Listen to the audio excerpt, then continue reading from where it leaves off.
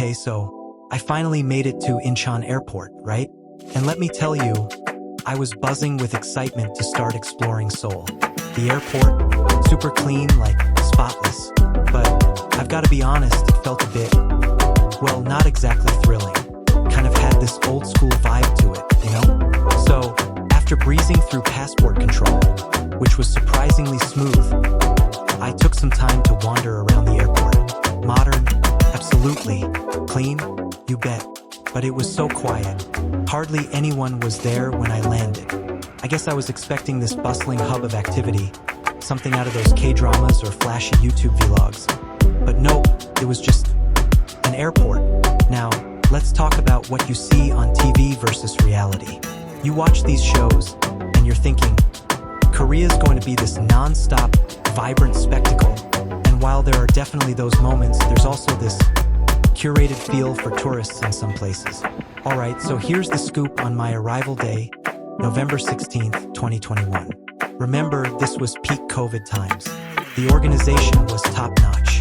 Everyone in masks, everyone in line, very different from back home. Flying in, they hand you these forms, an arrival card, health declaration. I mean, paperwork galore. Not sure if that's still the drill, but it was all part of the adventure back then. And when I say adventure, I mean trying to fill out forms while half asleep on the plane. At border control, no passport stamp, just a slip of paper. Kind of a letdown for the stamp collectors out there, right? Now, Korea itself, beautiful, absolutely beautiful. But let's talk internet, or the lack thereof.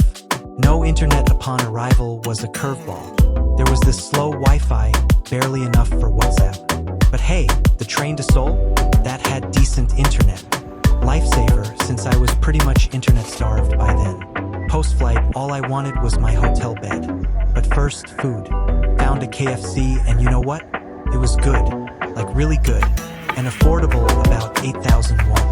The airport's cleanliness? Impressive. When I grabbed my luggage, I was genuinely excited. Here's a tip. If you're wiped out, go for the express train. I didn't ended up on the regular one. Payment was a mini drama since my Amex decided to take a vacation, but Visa saved the day.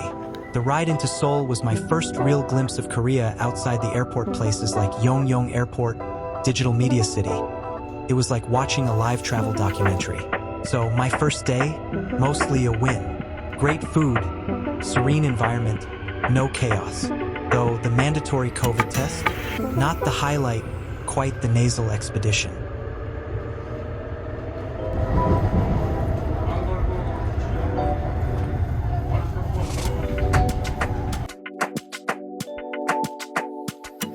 So, after sorting out my internet woes and grabbing that surprisingly tasty KFC, I headed for the train.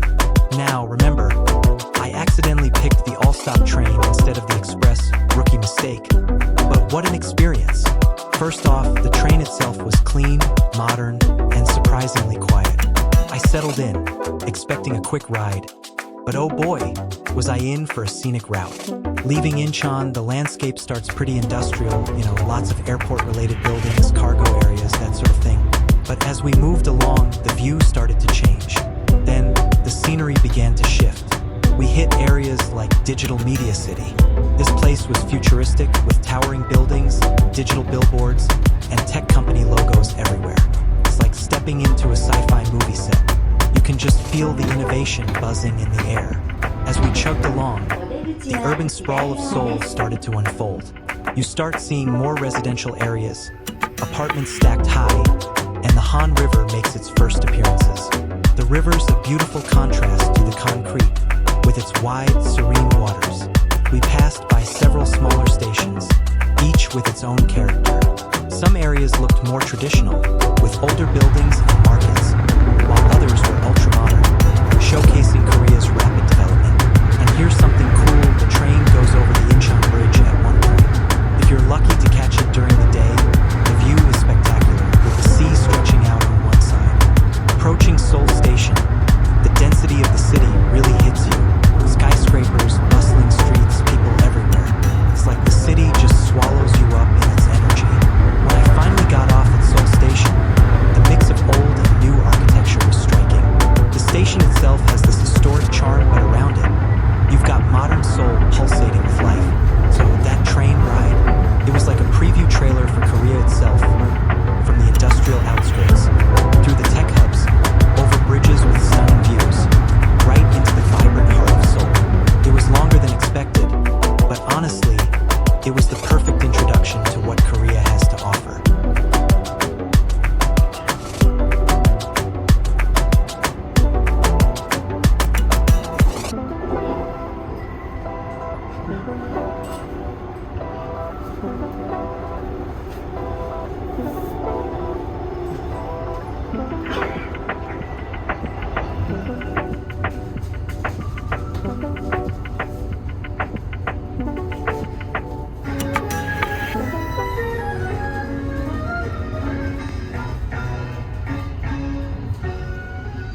이번 역은 청라국제도시역입니다.